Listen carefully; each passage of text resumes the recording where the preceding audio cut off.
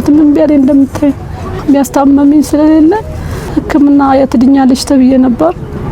ይፈርስ ይጽፍልኝ በፊንጣጣሽ ገብቶ የሚጠርግ ማሽን አለ እና ትድኛለሽ መቀለ ከሄድሽ ብሎኝ ነበር። ግን አቅም ስለሌለኝ አልሄድኩም።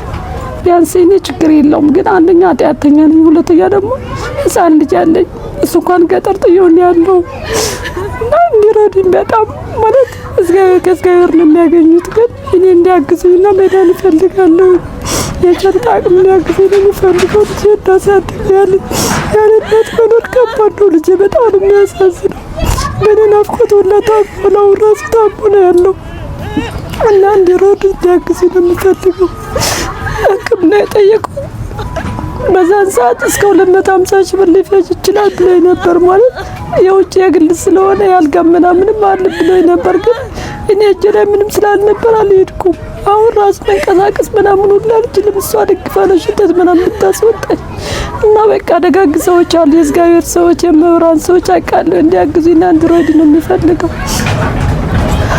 አይዞሽ በቃ አታልቅሽና ምንድነው በሽታው ነው ያሉሽ? ምንድነው በሽታው? ሆዴ ውስጥ ትለቻሉ ትላልቅ ናቸውና በጣም ይወራጫሉ። በጣም ትልቅ ናቸው። በጣም እባብ ያክላልና አትራሳውንድ ላይ ሁላ ይታያሉና እነሱ በማሽን እንደሚጠረጉ ነው የነገሩኝ። ኦኬ መጠረግ አለባቸው እንደዛ ነው ያሉኝ። እና የቀን ኮላሊት ተበልቷል። ምግብ ሁላ አልበላም። በቃ ትንሽ ነው የምበላ፣ ትንሽ እሱ መርጭ እንጀራ በበርበሬ ብቻ ነው የምበላ። እሱም ከበላ ሆዴ ይነፋኛል። ውሃ እንኳን መጠጣት አልችልም። ትንሽ ቆጥቤ ነው የምጠጣው። ትንሽ በቃ በስኔ ምናምን ነው የምጠጣው እና በጣም ማያመኝ ቦታ የለም። ህመሜ የምጥ ያህል ነው። ግን በቃ ምንም ማድረግ ስለማልችያለሁ። ምንም ማድረግ አልችልም። ከሰጠ ምን ይደረጋል? ኦኬ ከታከመ ግን መዳን ይችላል። ሐኪም ብሎኛል። ለምን እኔ እንደው ተላልቅ ስለሆነ በኦፕሬሽን ይወጣል ነበር ያልኩኝ። ግን እሱ ያለኝ በኦፕሬሽን አይቻልም፣ በኦፕሬሽን አታስቢ፣ ለምን እንደዚህ ተንቀሳቃሽ ስለሆኑ በኦፕሬሽን አይገኙም፣ ግን በማሽን ይጠረጋሉ ነው ያለኝ። እና ተስፋ አለኝ። ከዛ እግዚአብሔር ነው የሚያውቀው በበለጠ። ምን ያህል ጊዜ ሆነሽ ካመመሽ? ከጀመረኝማ 8 አመት ውስጥ ለውስጥ ሳላቀው ሐኪም ቤት ሄዳለሁ። ኮላጅ ጸር ነው እያሉ ውሃ ጠጪ፣ ፈሳሽ ነገር ወሰጂ እያሉ 2010 ነው የጀመረ። አሁን ከጓደኛ ጋር ነው ያለው፣ ተጠግቻ ነው ያለው ከሷ ጋር። እሷ ራስ ስራ ስትሄድ በመሀል ያመኛል፣ ይደውላታል። ለምን ራሴ የምስትበት ቀን አለ። እሷ ራስ ተሰቃየች በጣም። ዝም ያስታመኝ ምንም ቤተሰብ የለኝም፣ የሚያግዘኝ ሰው የሚረዳኝ ምንም የለም። ከጓደኛዬ ውጭ ምንም ማውቀው ሰው የለኝ። ዶክተሮች የቀኝ ኮላሊትሽ ተበልቷል፣ አንጀትሽ እንዳለ ተበሳስቷል ብሎኛል። የግራም ደግሞ በፊት አይተላለፍም ነበር ወደ ግራ፣ አሁን ግን ወደ ግራ ይተላለፋል። እሱም ያመኛል፣ መተኛት አልችልም። እንደዚህ ለመተኛት ራሱ አንጀትሽም ተበልቷል። በአልትራሳውንድ ይታያል። እኔ ልጄ ድኜ ልጄ ባሳድግ ደስ ይለኛል። ልጄ በጣም ነው የሚያሳዝነው። ያለ አባት ነው ማሳድገው። እኔ ከታመምኩ 3 አመት አይደለ ከጸጸት ስንከራተት ምንም ነገር አድርጌለት አላውቅም። እና ድኜ ልጄ ባሳክም ነው እሱ ነው ተስፋዬ ከእግዚአብሔር ጋር ብድንና ልጄ ባሳድግ ነው የምለው። ልጇን፣ ቤተሰቦቿን፣ እናት አባቷን ሁሉ የምትጦር ልጅ ነበር። ዛሬ እዚህ ጋር እንድትወደቀች እንጂ ማለት ነው። አሁንም እንደ ልጅ ነው የሚረግጣት ወደ ውስጥ ያለው ማለት ነው።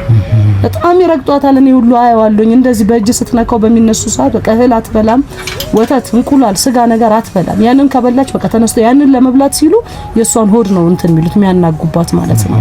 በተቀመጠችበት ያንቀጠቅጧታል ምናምን ማለት ነው። ጸበልም ሞከረችና አሁን እሷ እንዳለችው ከዚህ በፊት አገሯ ላይ ያለች ጤና ጣቢያ ሂዳ ነበር፣ ቤተሰቦቿ ወስዷታል። ይስጥል እስከዛ ድረስ ግን ከሚገርም ነገር ሕክምና ላይ አልተገኘም ነበር። ትሄዳለች ወይ ኩላሊት ጠጠር ነው ይሏታል፣ ኩላሊት ኢንፌክሽን ነው ይሏታል። የመጨረሻ ላይ ነው አሁን ተስፋ የተቆረጠበት ሰዓት ላይ ነው የተገኘው ይሄኛው። አሁን አልትራሳውንድ ላይ ተገኘ፣ ግማሽ ኩላሊትሽ ተበልቷል ተብላለች። ወድ ቋባ አጠቃላይ ተነካክቷል። በዛኛው ጎኑ በቀኝ ጎኑ መቀመጥም አትችልም፣ መተኛትም አትችልም።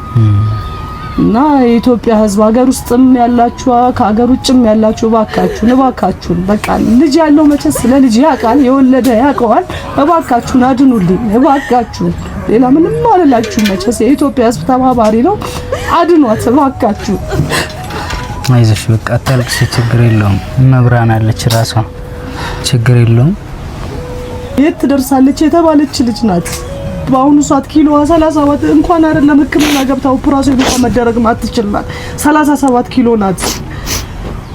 እንደ ህፃን ልጅ ነው። በልተው ሰውነቷን ሁሉ በላልተው ጨርሰዋታል። መንቀሳቀስ አትችልም። እንደዚህ እንግዲህ በፊት የሚያውቋት እንግዲህ ያውቋታል። አሁንም ለምታዩዋትም ከሆነ እንግዲህ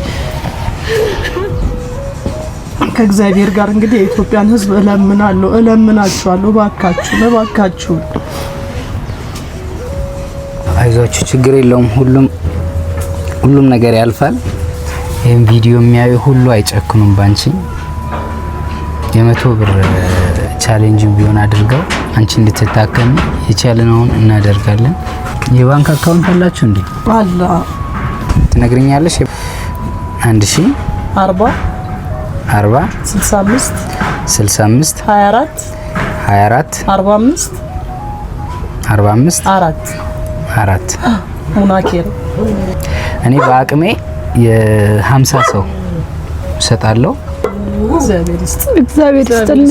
በጣም አመሰግናለሁ። ብር እንትን አስገብቻለሁ። ሁሉም ሰው የቻለውን ከ100 ብር ጀምሮ ያግዛቸዋል።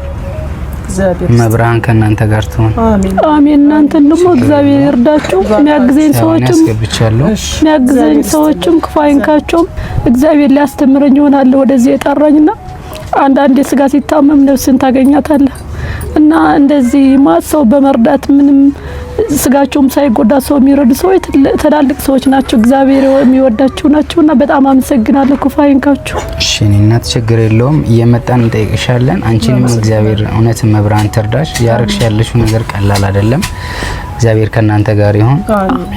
በሁሉም ነገር እየመጣው ጠይቃችኋለሁ። እሺ፣ በጣም